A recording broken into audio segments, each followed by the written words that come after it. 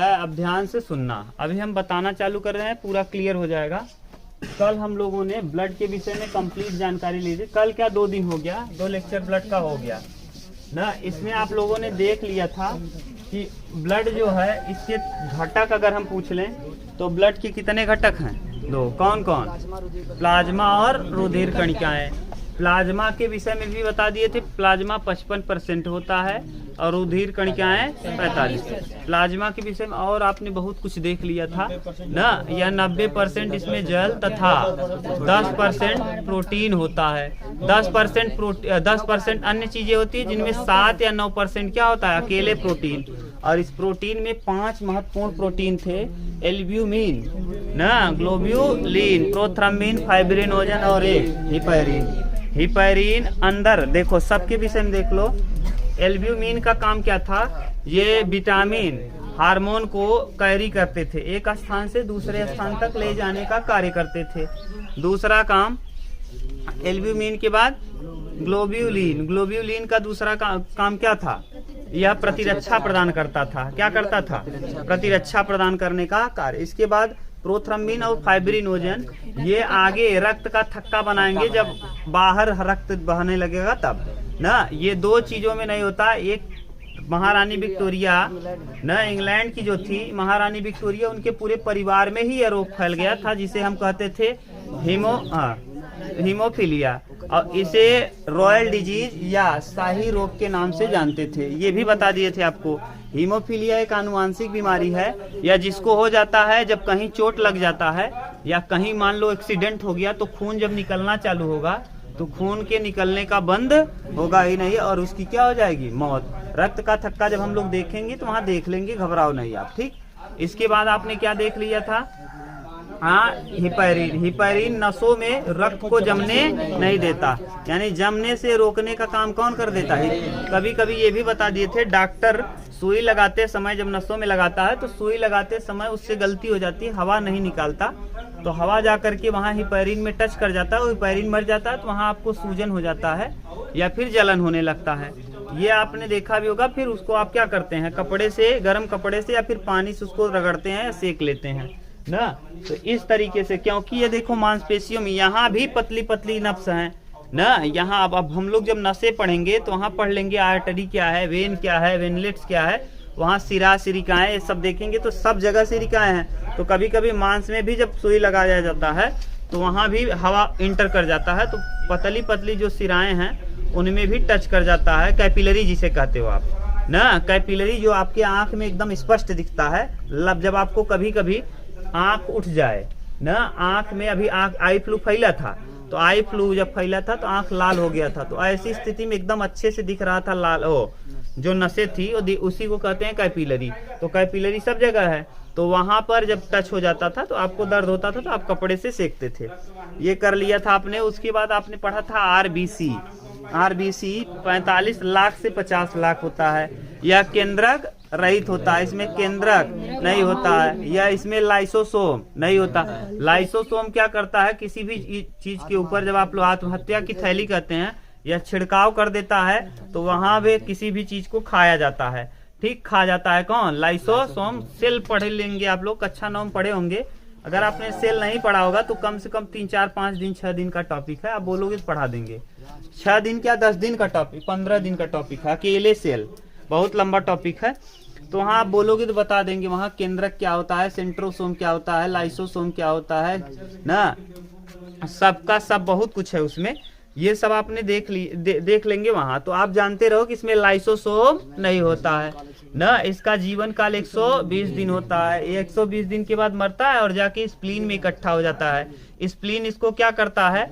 इसमें से आयरन वाले भाग को स्टोर करके रख लेता है। याद करो, ये 2 चीजों से मिल के बना है, हीमो प्लस ग्लोबिन। ग्लोबिन एक प्रोटीन है और हीमो एक आयरन है। आयरन को ये रख लेगा और ग्लोबिन को भेज देगा लीवर के पास, और लीवर इसको बिलिरुबिन में कन्वर्ट कर देगा। बिलिरुबिन पीलिया के, अगर बिलिरुबिन की मात्रा ज्यादा हो जाती तो पीलिया। आप समझ में आ रहा है पूरा कैसे कैसे क्राइटेरिया चल रहा है इसका ना। धीरे धीरे आप अगर शुरू से समझ रहे होंगे तो आपको समझ में आ रहा होगा कि बिलिरुबिन कहाँ से बना।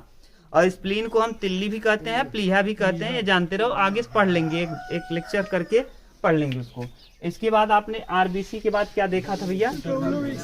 आरबीसी में और कुछ देख लिया था। आरबीसी ये देखा था कि आरबीसी में केंद्रक नहीं होता, लेकिन ऊंट और लामा की कोशिकाओं में केंद्रक पाया जाता है। ऊंट और लामा को आप स्पष्ट देख सकते हैं। ऊंट को तो आपने देखा होगा, लामा जैसे भेड़ होता है ना, भेड़ की तरह दिखने वाला होता है, उसमें सींग होता है। आप डाल के गूगल कर लेना, मिल जाएगा लामा, ठीक।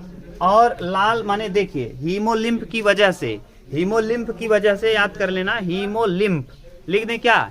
हीमोलिम्फ की वजह से, बोल रहे हैं बार बार, हीमोलिम्फ की वजह से काकरोच का जो रक्त होता है वो सफेद रंग का होता है। किस रंग का?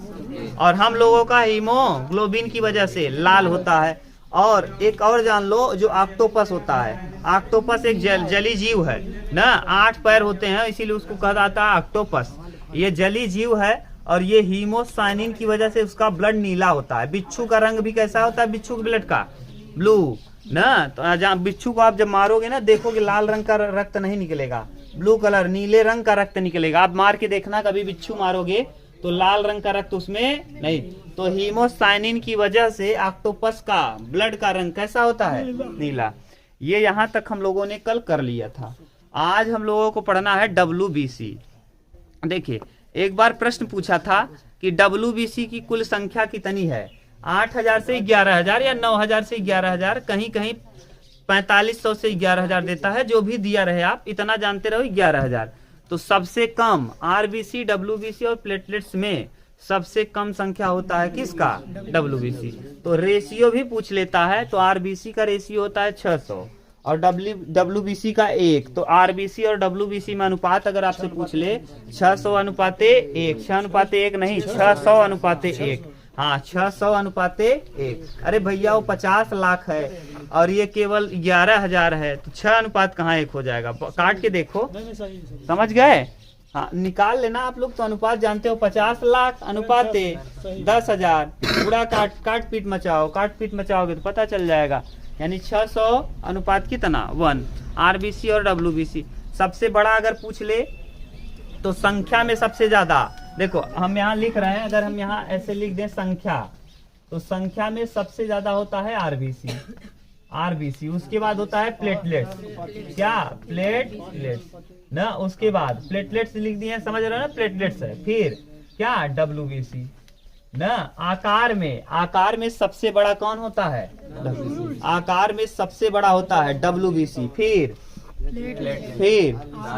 आरबीसी ज्यादा है तो आकार उसका क्या होगा? छोटा। जो कम रहेगा, जिसकी संख्या कम होगी दुनिया में, आप जान लो बड़ा होगा। हाथी देखो, मुर्गी और हाथी देखो, कौन ज्यादा देखने को मिल जाएगा? मुर्गी। यानी मुर्गी क्या होगी? छोटी और हाथी बड़ा। हाथी बड़ा है तो हाथी की संख्या कम और मुर्गी की संख्या, बस एकदम अपना दिमाग लगाओ, बस सीधी सीधी बात है। देखो तो आरबीसी छोटा है और ज्यादा है तो इसकी संख्या छोटी कम, और WBC बड़ा है तो इसकी संख्या ज्यादा कम होगी। बस समझ लो, ये बड़ा है तो कम होगा। तो आकार अगर कह दे तो सबसे बड़ा आकार किसका है? WBC का। आकार किसका सबसे बड़ा है? WBC को हम कहते हैं व्हाइट ब्लड कार्पल्स। 5000 से 9000 या 11000 का। अरे तो 600, 500, 5000 हो गया, करना अपना। देखो अरे अपना अनुपात निकालना भैया। 45 इकाई दहाई सैकड़ा हजार, इकाई दहाई सैकड़ा हजार, 10,000 लाख अनुपात इकाई दहाई सैकड़ा हजार 10, ठीक। 40 40 45 1 कितना लगा? 1 0 और। अब देखो ये 45 450 अनुपात 1 आया। अगर ये 600 मान लो है, ज्यादा संख्या है, क्योंकि आरबीसी की संख्या जितना ज्यादा रहेगी तो सही तो आ रहा है यार। यहाँ मान लो 6000 है तो 600:1 होगा। क्या निकाल रहे हो आप लोग? पता नहीं क्या करते हो, गणित में भी इधर उधर कर रहे हो, ठीक। अरे उसको करना घर पे किया करो, अब इतना थोड़ी ना हम गणित पढ़ाएंगे। हाँ बायोलॉजी की ना करो निकाल के। 50 लाख अभी भी कंफ्यूज हो?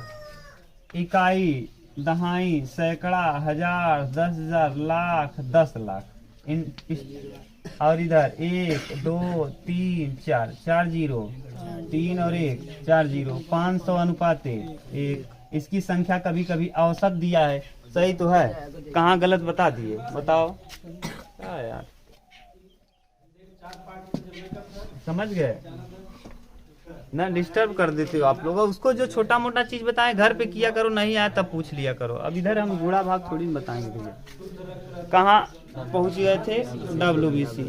WBC को अंग्रेजी में वाइट ब्लड कार्पल्स कहते हैं। WBC इसको अंग्रेजी में वाइट ब्लड कार्पल, ठीक, कार्पल, व्हाइट ब्लड कार्पल। इसको कहा जाता है ल्यूकोसाइट। नहीं दिख रहा?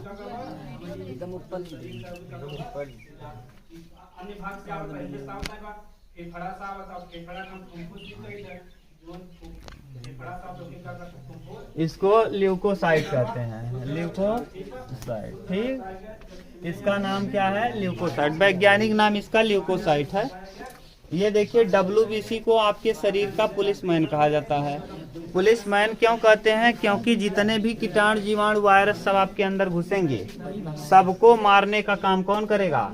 WBC। कौन करेगा? WBC। WBC को शरीर का पुलिसमैन कहा जाता है। WBC का कई काम है। कल इसके विषय में ये लिखवा दिए थे कि नहीं, WBC का काम क्या क्या है। इसका जीवन काल 2 से 4 दिन होता है। यह केंद्रक युक्त होता है। उसमें केंद्रक रहित था, ये केंद्रक पाया जाता है। इसमें केंद्रक पाया जाता है, ठीक। अब देखिए लिखवा दिए हैं कि नहीं? हाँ, तो इसके प्रकार अगर हम देखेंगे तो 2, यहीं से शायद छूट गया था। इसके प्रकार अब WBC में अगर आप लिखना चाहो तो बहुत सारा है। इसे शरीर का पुलिसमैन कहते हैं। यह इसका जीवन काल 2 से 4 दिन होता है। इसमें केंद्रक पाया जाता है ना। अब ये देखिए 2 है, कणिकामय,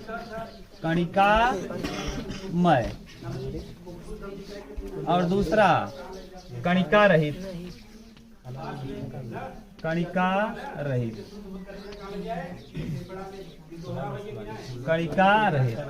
कणिकामय और कणिका रहित।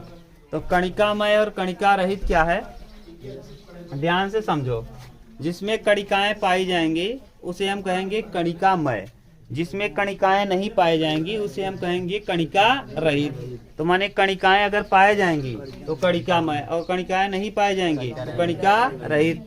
और दूसरी बात, ये देखिए किसा, ये वाला गोल आकार का होता है ना, और यह असीमित आकार का। इसका आकार असीमित होता है, असीमित। और इसका आकार गोलाकार। ये किस आकार का होता है? गोलाकार का।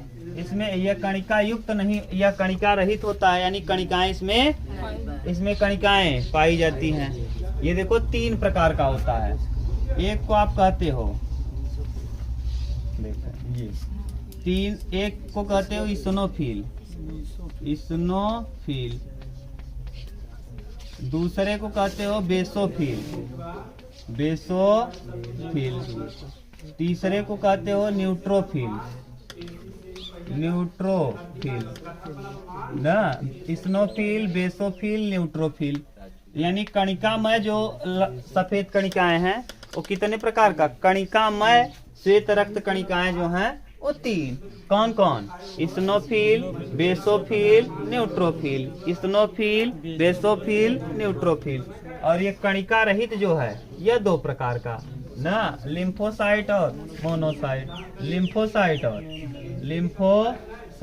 और क्या? मोनोसाइट। Lymphocyte, monocyte.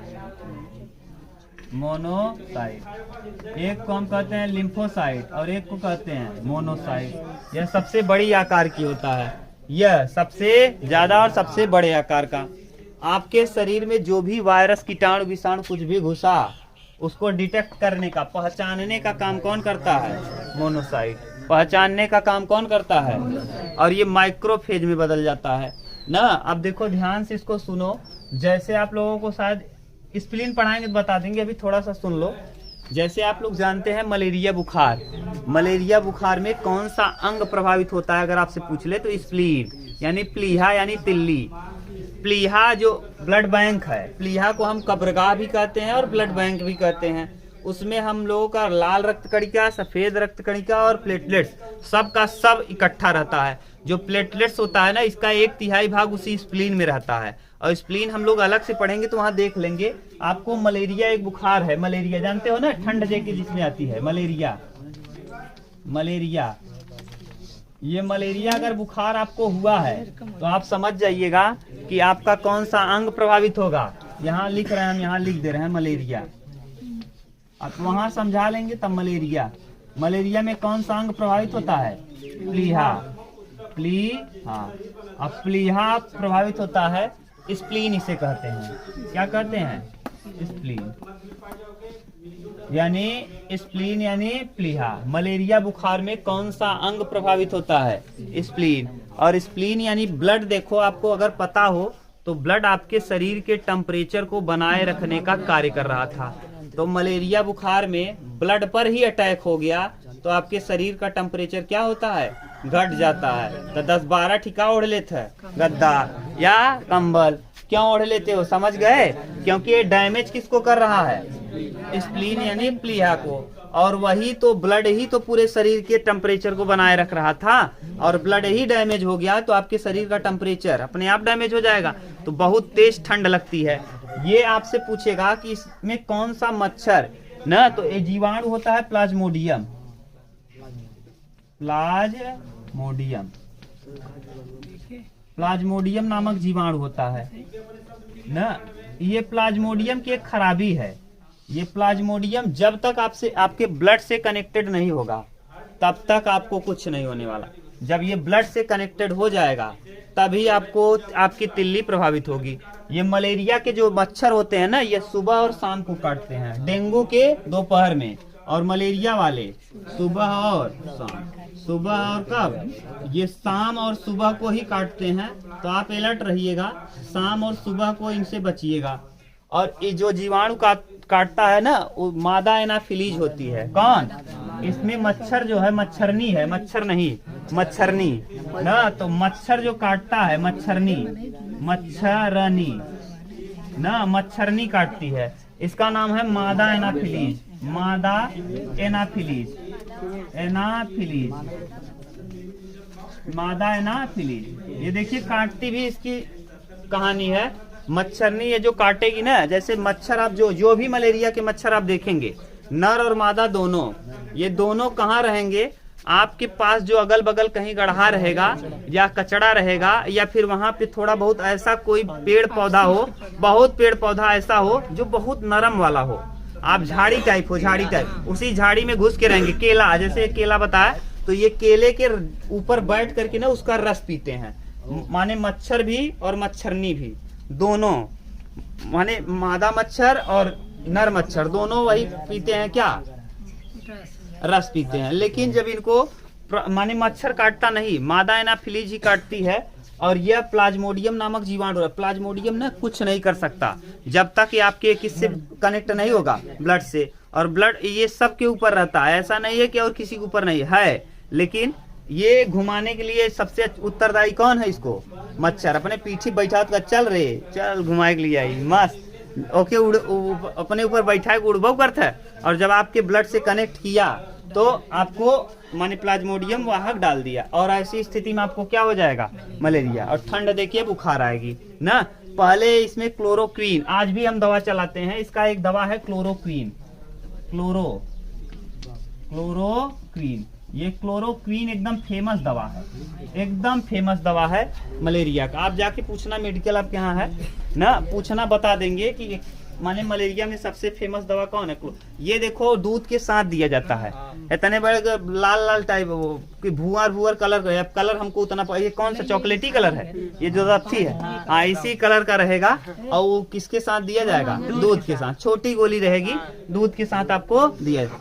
पहले जब ये नहीं था ना, तो कुनैन का छाल जो था, कुनैन एक पौधा होता था, कुनैन, इसी से मलेरिया का दवा बनाया जाता था। कुनैन के छाल को निकाल लिया जाता था, उसके बाद उसको उबाल करके और वही पिया जाता था। इतना खराब आता है वो टेस्ट में। एक आता है इसका कुनैन वाला, अगर आप लोगे ना, जूड़ी तापी करके आता है, जूड़ी जूड़ी ताप है, हाँ हो गया, जो भी नाम है इसका नाम है जूड़ी ताप। जूड़ी ताप नहीं, रतन जोश नहीं है, जूड़ी ताप। ये जूड़ी ताप, उसका क्या नाम है रतन जोश? जो अब उसको हमको नॉलेज नहीं भैया, जो हमको जितना नॉलेज है बस वही बताते हैं। ये जूड़ी ताप है, इसको बुखार इतना खराब टेस्ट आता है ना, आप आसानी से पी नहीं पाओगे, बहुत खतरनाक स्थिति में बुखार में ये दिया जाता है। तो आप जहाँ उबाला रहता है, कुनैन ही है, उसको उबाल के बनाया गया बोतल में, उसको डाल के पीना रहता है, इतना नेवर आवत है कि क्या बताइए ना। ये जान लो, अरे खराब आता है, नेवर आने का मतलब खराब आता है, तो ये समझ गए। तो प्लाज्मोडियम जीवाणु है, इसको काटती है कौन? मादा। और मादा भी जूस पीती है पेड़ पौधों और झाड़ियों का, लेकिन इसके बाद में जब इसके गर्भ में बच्चा आ जाता है, यानी मादा मच्छरनी, तो ऐसी स्थिति में उसके बच्चे को चाहिए क्या? ब्लड ना, ब्लड। और ब्लड वो कहाँ से लेगी? अरे मच्छर अंडा देते बच्चवा जो पेटवा में रहे कहाँ, हाँ तो वो देंगे तो, लेकिन कुछ तो उसको भ्रूण चाहिए कि नहीं, उसको विकास के लिए कुछ चाहिए कि बिना वैसे ही पल जाएगा। तो उसमें अंदर वाले को जो अंडे में है उसको चाहिए कि नहीं भ्रूण, तो यानी उसके पोषण के लिए उसको क्या चाहिए? ब्लड। और यही ब्लड के लिए मादा मच्छर आप लोग काटती है, सोच लो। और इसी काटने के चक्कर में बेचारी कभी बैठी रहती है, ज्यादा पी लेती है, तो ऐसी स्थिति में आप उसको ठोक के बहुत खून पिए रही भाई, आज देखा था, तो आप मार दिए। सोचो अपने बच्चे को बचाने के लिए क्या कर गई? मर गई। जान लो ये है माँ, समझ गए? ये है माँ की ताकत, समझ लो। इसीलिए अपने माँ को कभी निराश मत करना, जान लो, नहीं तो बहुत जीवन भर भोगोगे, पछताओगे। सोचो बच्चे को जिंदा करने के लिए क्या जरूरत थी? पत्ती पेड़ पौधे बैठ के अपना जीवन पूरा कर लेती, लेकिन आप अपने बच्चे को जिंदगी देने के लिए दूसरे का ब्लड चूसने गई। और चूसने का कोई कारण है नहीं, वो चूसने क्यों गई ब्लड? क्योंकि उसका बच्चा अंदर पल सके भ्रूण में, तो ये भ्रूण में बच्चा पल सके, इसीलिए आपको चूसी और ज्यादा पी ली, आप ठोक दिए। जब ज्यादा पी लेगी तो मतुआ जाएगी, क्योंकि उसके पेट में बच्चा है, और वैसे भी वो उड़ना माने ज्यादा ब्लड को ज्यादा खींच ली है।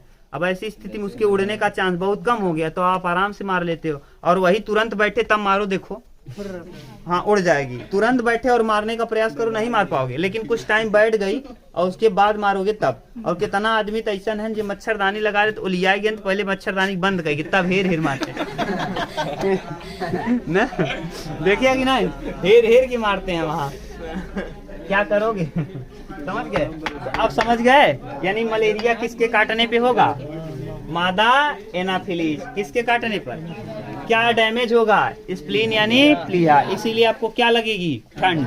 क्या लगेगी? ठंड। समझ गए? प्लाज्मोडियम नामक जीवाणु होता है, ये कब काटता है? सुबह और शाम। सुबह और इसकी दवा, फेमस दवा क्लोरोक्वीन। कौन दवा? क्लोरोक्वीन। और इसमें कौन सा पहले किसका उपयोग करते थे? कुनैन का छाल। कुनैन का छाल। और इसी को हम लोगों ने मिक्स करके कुनैन का छाल बनाया है आज हम लोगों ने, जूड़ी ताप करके। मिलता है, जाके बोलोगे तुरंत मिल जाएगा ना। अब कुछ पता नहीं कितने का मिलता है, वो पता करोगे तो मिल जाएगा। ठीक, उतारो इसको, उतार लो तब हम लोग पढ़ना चालू करें व्हाइट ब्लड के बारे में। ये छूट गया। और एक चीज सुन लो तब उतारो। कभी कभी ना आपके शरीर में आरबीसी के बारे में भी छूट गया था, आरबीसी की मात्रा कम हो जाती है, जिसे हम लोग कहते हैं क्या? एनीमिया। जाने दो, एनीमिया अलग से रोग पढ़ेंगे तो वहाँ पढ़ ही लेंगे। तो है, अब आरबीसी में जो छूटा था बता दिए। एनीमिया क्या है? सोते समय 2 से 5% आरबीसी कम हो जाता है, सोते समय। ये भी याद करके रखना कि सोते समय आरबीसी की मात्रा 2 से 5% कम हो जाता है, जबकि पहाड़ों पर जाने में आरबीसी की मात्रा बढ़ जाती है। इसीलिए आप लोग देखते होंगे पहाड़ों पे जाने पर आपकी लंबाई कम हो जाएगी, और अगर लंबाई कम हुई तो यानी पहाड़ पे ऊंचाई पे जाने पर लंबाई क्या होता है? कम हो जाता है, क्योंकि आपके ऊपर दबाव ज्यादा पड़ता है। तो इसीलिए जो छोटे लोग होते होंगे, आप लोग जो आप देखते होंगे वो ज्यादा एक्टिव रहते हैं ना। तो पहाड़ों पे रहने वाले में आरबीसी की मात्रा ज्यादा होती है, 10 से 15% बढ़ जाती है, जिस वजह से वो ज्यादा एक्टिव। आप लोग गोरखा रेजिमेंट जानते होंगे, बहुत एक्टिव होते हैं।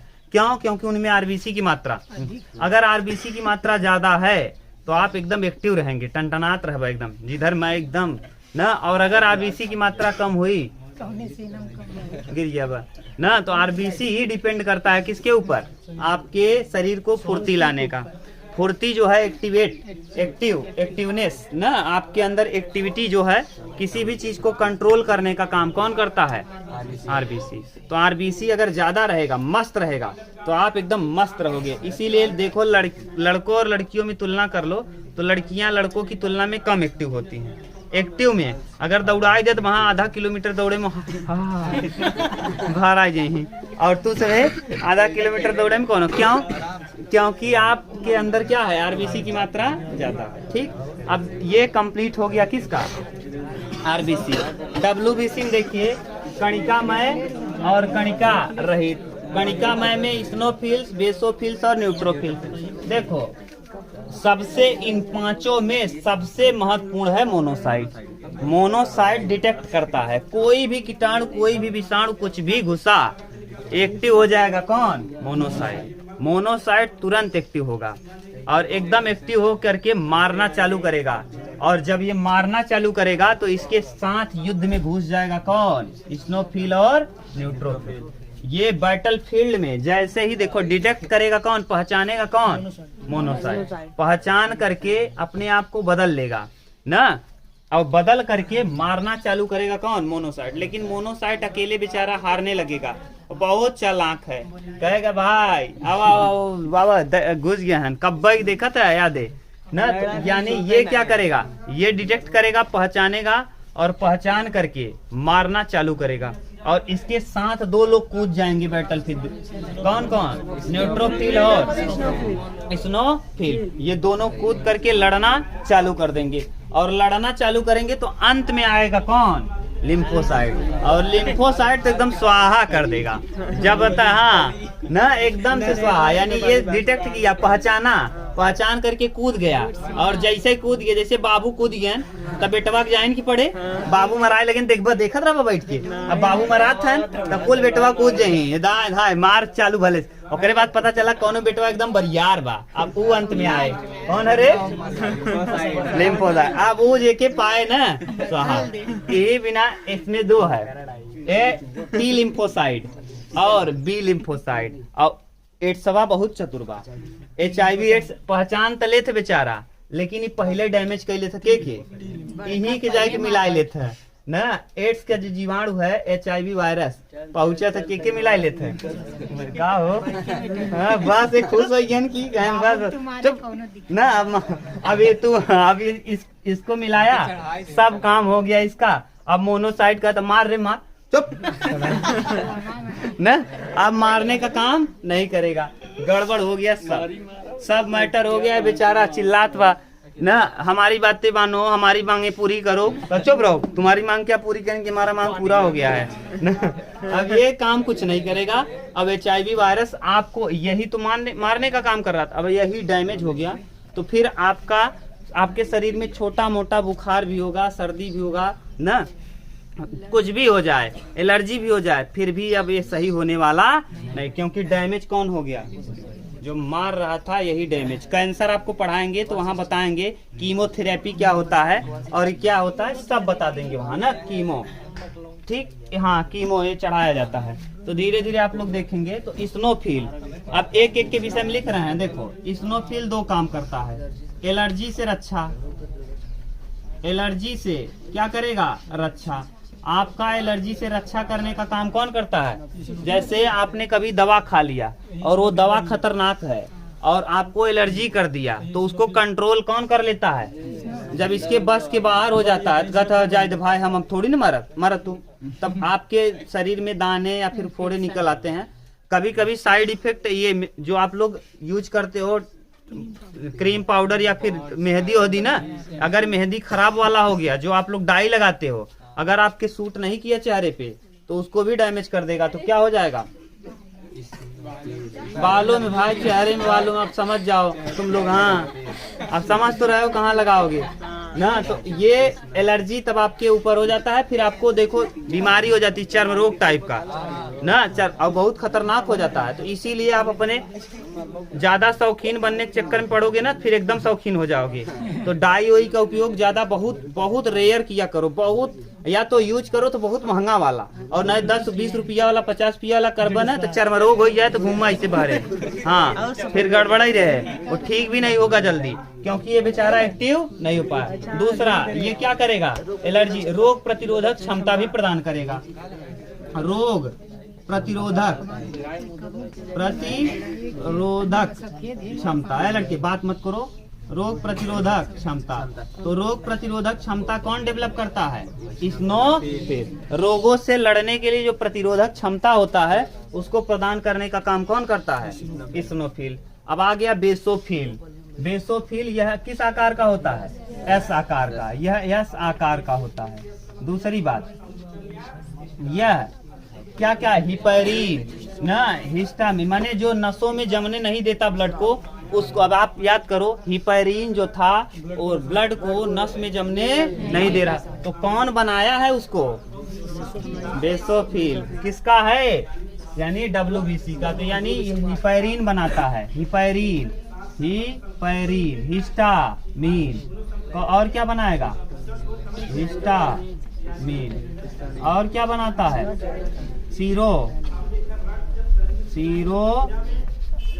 क्या टोनिन, सीरोटोनिन।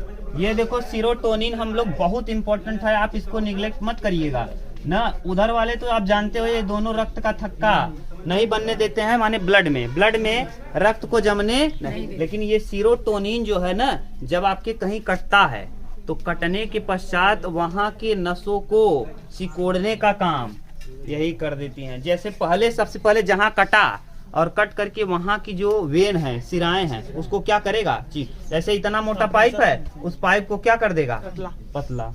अब पाइप को पतला कर दिया तो यहाँ से ब्लड निकलना कम हो जाएगा, फिर आके अपना काम थ्रोम्बोसाइट, प्रोथ्रम्बिन, प्लेटलेट सब अपना काम कर लेंगे। वहां पढ़ेंगे जब हम तो बताएंगे, याद करके रखिएगा। एक का सीरोटोनिन। आगे है न्यूट्रोफिल, यही मारने सबसे मोनोसाइट डिटेक्ट किया और कूद गया, बाबू कूद गया, बेटवा कूद गया, हाँ मार चल मार लाठी चार्ज हो चालू हो गया। तो यानी ये भक्ष्य कांडू है, यानी कीटाणुओं को मारने का, भक्ष्य कांडू। देखो यही लिखा होगा, भक्ष्य कांडू या कीटाणु को मारना, कीटाणु को मारना।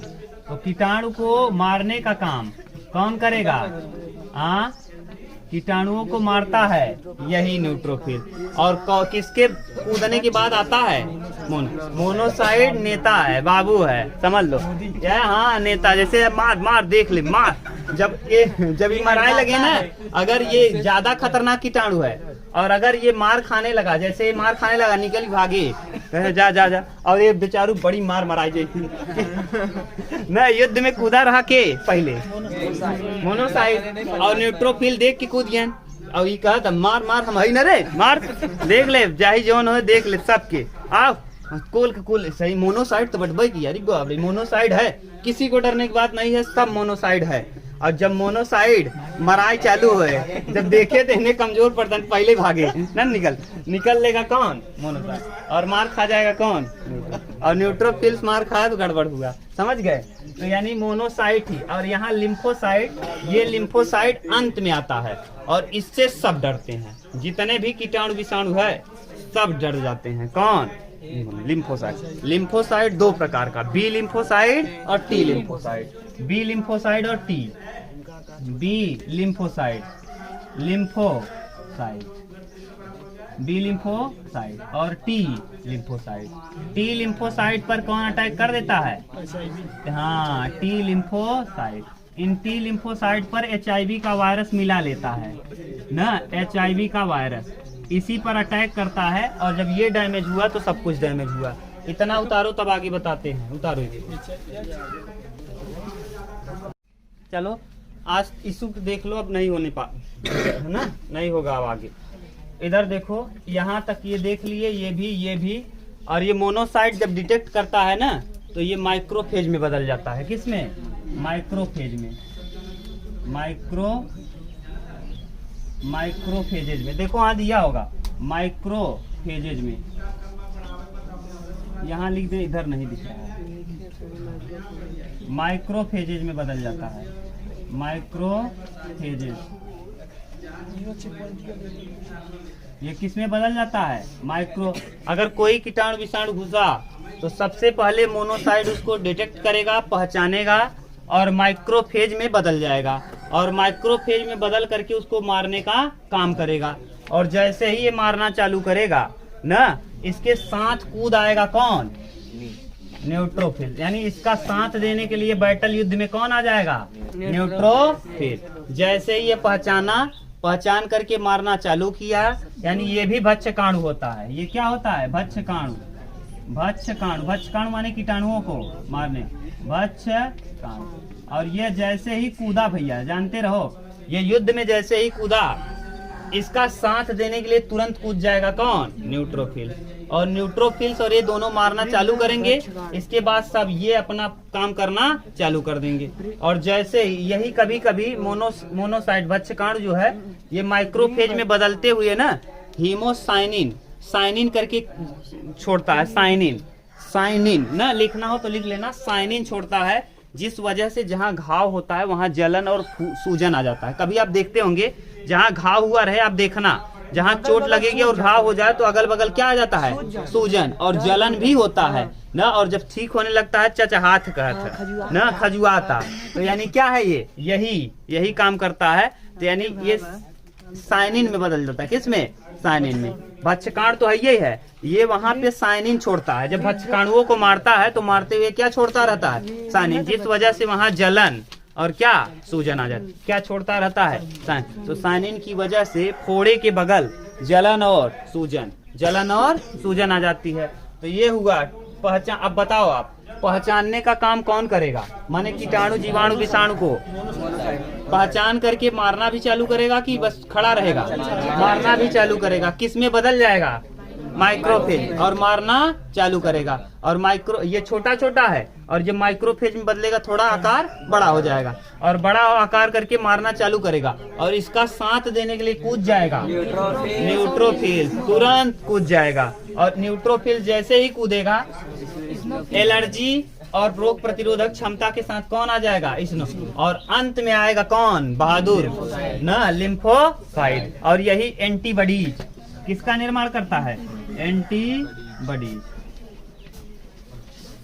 यही एंटीबॉडीज का निर्माण करके और सबको मार देगा। और कभी कभी एड्स का जीवाणु या कोई भी जीवाणु जो इसको मिला लिया, सब शरीर का काम गड़बड़ हो जाएगा। अगला है हम लोगों का प्लेटलेट्स। कल पढ़ेंगे प्लेटलेट्स। ठीक, उतार लें।